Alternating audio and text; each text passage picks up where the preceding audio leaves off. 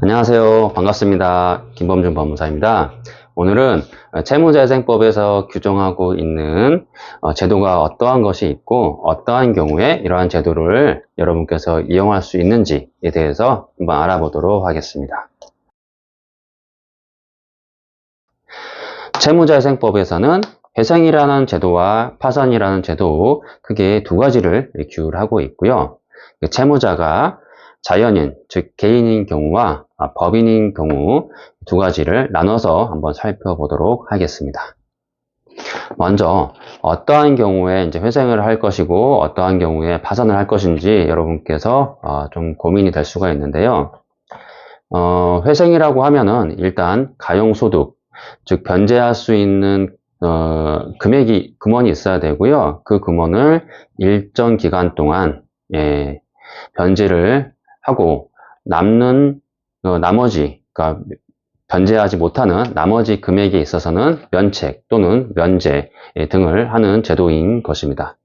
자, 파산은 가용소득이 없거나 거의 없는 그런 경우에 신청하는 것인데요.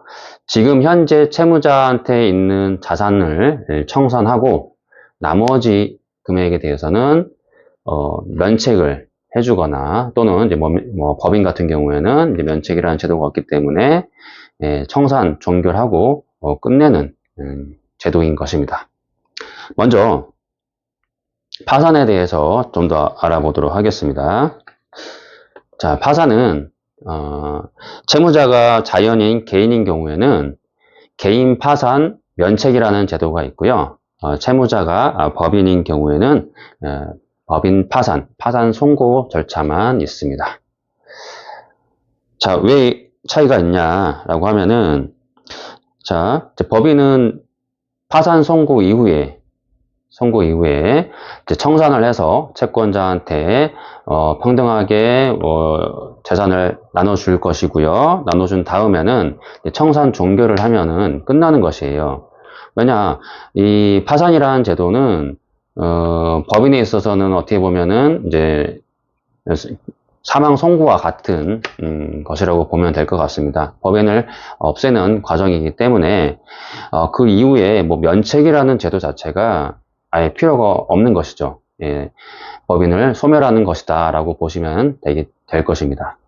그런데 개인 같은 경우에는 자연인 개인인 경우에는 파산 선고 이후에 본인의 자산을 채권자한테 나눠주고 평등하게 나눠준 절차가 거쳤다고 했을 때 파산 절차가 종결이 되는데 그 이후에 개인은 채무자는 계속 이제 살아있는 거고 채무는 남아있는 상태에 있는 것이죠. 이때 채무를 갚지 않아도 된다라는 결정을 내려주는 것이 면책이라는 제도인 것입니다.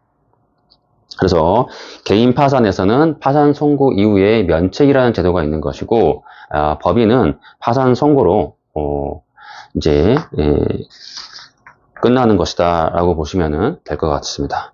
네, 그 다음으로는 이번에는 이제 회생이라는 제도에 대해서 알아보도록 하겠습니다. 먼저 회생 같은 경우에는 신청하는 채무자를 좀 더 세분화 시켜보도록 하겠습니다. 채무자가 법인인 경우, 그 법인인 경우가 있고요. 그 다음에 자연인 개인인 경우에는 급여소득자인 경우와 영업소득자인 경우 이 두 가지를 나눠서 보도록 하겠습니다. 자, 이제 법인 같은 경우 먼저 말씀을 드려보도록 하겠습니다. 무담보 채무, 담보부 채무 합계액이 50억 원 이하인 경우에 간이회생이라는 제도를 이용할 수가 있습니다. 그리고 50억이 초과하는 경우에는 회생이라는 제도, 저희는 보통 개인과 구분하기 위해서 법인회생이라고 하는데요. 채무가 50억이 넘는 경우 무담보 채무 플러스 담보부 채무 합계액이 신청 당시 기준으로 50억이 넘는 경우에는 회생을 신청할 수가 있다라고 보시면 되겠고요. 50억 원 이하인 경우에는 간이회생을 신청할 수 있습니다.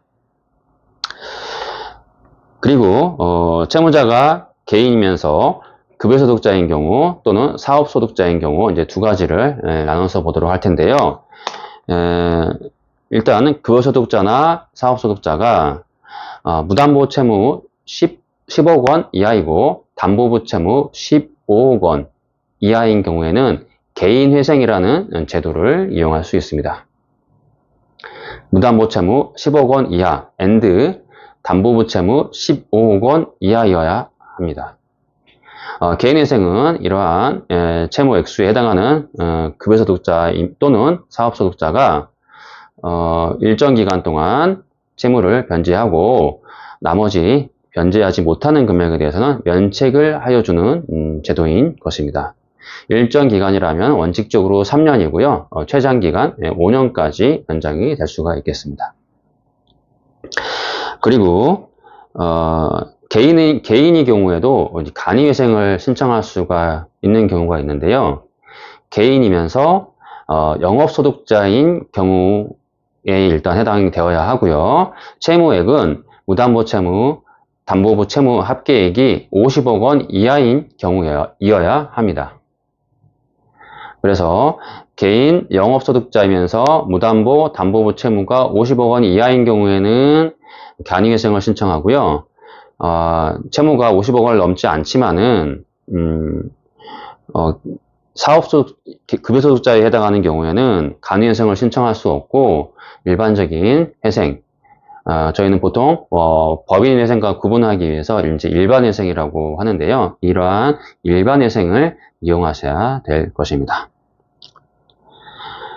그리고 이제 개인이면서 영업소득이 있지만 채무 액수가 무담보 채무 플러스 담보부 채무가 50억 원을 넘는 경우에는 간이회생이라는 제도도 이용할 수 없기 때문에 아까 말씀드린 일반적인 회생, 즉 일반회생을 신청하여야 합니다. 네. 지금 이제 말씀드린 것을 이제 표로 정리한 것을 보시면은 다음과 같습니다. 다시 한번 정리하면은 채무자가 개인이면서 급여소득자냐 또는 사업소득자이냐 그리고 법인인 경우 이렇게 세 가지로 나눠서 볼 수가 있겠고요. 채무 액수를 담보부 채무 15억 원 이하, 무담보 채무 10억 원 이하이냐 그리고 또는 이러한 무담보 채무 10억 원을 초과하거나 담보부 채무 15억 원을 초과하고 합계액, 무담보 채무와 담보 채무의 합계액이 50억을 넘지 않는 경우이냐 또는 50억을 넘는 경우이냐 이렇게 나눠가지고 살펴보시면 되겠습니다.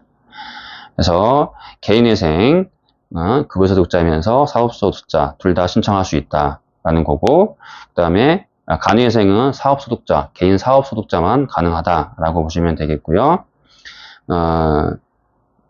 이제 간이회생이나 개인회생을 신청할 수 없는 경우에는 일반회생 절차를 진행하셔야 된다라고 보시면 되겠습니다.